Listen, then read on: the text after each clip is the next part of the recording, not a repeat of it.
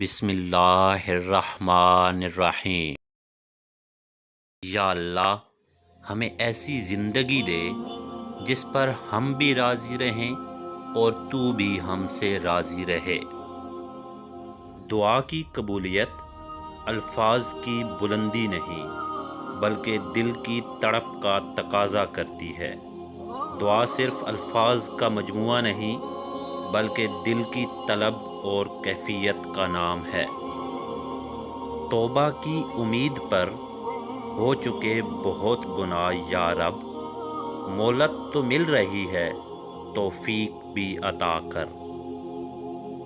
بے شک دلوں کا چین اور سکون اللہ کے ذکر میں ہے۔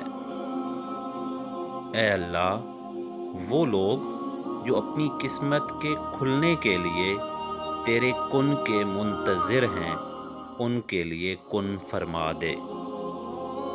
شہنشاہوں کی چوکھٹ پر سجدے نہیں کرتا میں، مجھے نوازا ہے میرے رب نے میری اوقات سے بڑھ کر۔